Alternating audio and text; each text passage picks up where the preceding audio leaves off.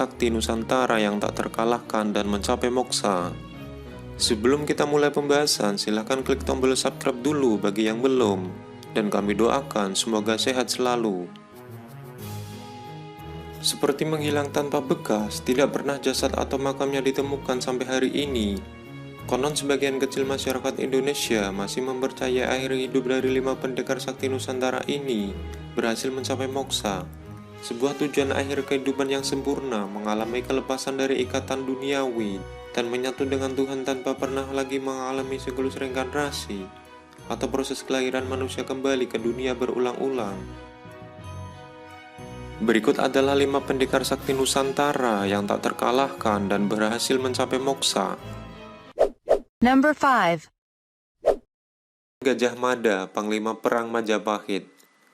Riwayat hidup Mahapati Gajah Mada sebagai tokoh paling terkenal dalam kerajaan Majapahit Hindu dahulu kala. Jejak kematiannya masih menjadi teka-teki misteri yang belum berhasil terungkap sampai sekarang. Dalam penjelasan Kidung Sunda Pupuh ketiga, Pati Gajah Mada disalahkan atas kematian Prabu Hayam Wuruk yang meratapi nasib putri Sunda akibat konflik perang bubat antara pasukan kerajaan Sunda dengan pasukan Majapahit yang dipimpin olehnya. Gajah Mada saat itu gagal menempuh langkah diplomasi untuk membujuk hati Prabu Maharaja Linggabuana agar putrinya Dyah Pitaloka bersedia dinikahi oleh Hayam Wuruk.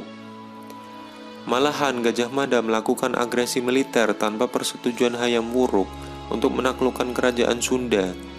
Dia pun memaksa sang raja untuk memberikan putrinya sebagai simbol pengakuan kerajaan Majapahit. Namun, sang raja menolak keras permintaan Gajah Mada sehingga kedua kerajaan itu berperang hebat dan dimenangkan oleh Majapahit. Mengetahui ayah dan pasukannya tewas dalam pertempuran, Dyah Pitaloka pun memilih untuk bunuh diri. Setelah jasad Hayam Wuruk diperabukan dan upacara perkabungan selesai, kedua paman Hayam Wuruk, Raja Kahuripan dan Raja Daha sepakat untuk menangkap Gajah Mada dan menghukum mati dirinya. Rencana pembunuhan ini terdengar oleh Gajah Mada hingga ia pun melakukan tapas medi untuk melepaskan jiwa dan raganya dari dunia. Setelah itu dia menghilang menuju Niskala atau mencapai moksa, dan ketika pasukan Majapahit datang tak berhasil menemukan keberadaannya. Namun versi cerita lain menurut kitab Kakawin Nagara Kartagama menyebutkan Gajah Mada meninggal dunia akibat sakit di tahun 1286 atau 1364 Masehi. Peristiwa ini terjadi setelah tak lama Prabu Hayam Wuruk menjenguk dirinya. Number 4. Semar atau Sabdo Palonoyo Genggong, Kyai Lurah Semar Badranaya. Tokoh terkenal Nusantara Semar yang dikenal sebagai Kyai Lurah Semar Badranaya atau mendapat julukan Sabdo Palonoyo Genggong. Salah satu tokoh panakawan dalam pewayangan Jawa dan Sunda, diyakini juga raganya menghilang secara moksa. Setelah ia merasa kecewa berat karena Prabu Brawijaya V memutuskan untuk menjadi seorang mu'alaf. Kedekatan Semar dengan Prabu Brawijaya V diceritakan dalam kitab Jayabaya. Ia sering dijadikan penasehat raja-raja yang berkuasa di tanah Jawa, dan konon sebagai pengasuh para kesatria Mahabharata dan Ramayana. Tapi sosok Semar memang tidak ditemukan dalam naskah asli kedua Wiracarita tersebut, hanya terdapat pada kisah-kisah Bujangga Jawa. Number 3. Prabu Siliwangi atau Sri Baduga Maharaja. Selain dikenal sebagai raja yang arif dan bijaksana, Prabu Siliwangi juga terkenal memiliki ilmu sakti mandraguna. Sepanjang hidupnya berhasil membuat nama kerajaan Sunda Galuh yang dipimpinnya menjadi terkenal di seluruh wilayah Nusantara. Lebih dari 39 tahun ia menjadi raja, namun saat masa kejayaan Pakuan Pajajaran di Bogor mulai berakhir, ajaran agama Islam masuk ke tanah air dan dia mendapatkan desakan dari pihak lain agar meninggalkan agama leluhurnya untuk memeluk Islam. Di masa-masa sulit ini, Prabu Siliwangi akhirnya memutuskan untuk melakukan tapa brata mencapai moksa. Sebelum ia pergi meninggalkan kerajaannya, sang Prabu hanya berpesan kepada keluarga dan para pengikutnya untuk bebas memilih agama menurut keyakinan mereka sendiri, tanpa harus mengikuti jejak hidupnya.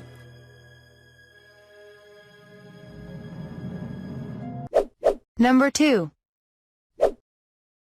Prabu Brawijaya V, raja terakhir kerajaan Majapahit. Nasib tragis yang dialami Prabu Brawijaya V tak jauh berbeda dengan Prabu Siliwangi.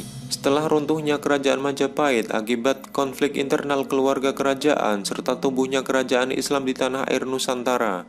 Saat itu Majapahit kalah berperang dengan kerajaan Kediri, dan sebelum istana kerajaan dihancurkan oleh pasukan lawan, Prabu Brawijaya V sempat melarikan diri dan memutuskan untuk mengakhiri hidupnya dengan jalan bertapa moksa. Namun versi lain mengisahkan bahwa Prabu Brawijaya V adalah pemeluk agama Buddha.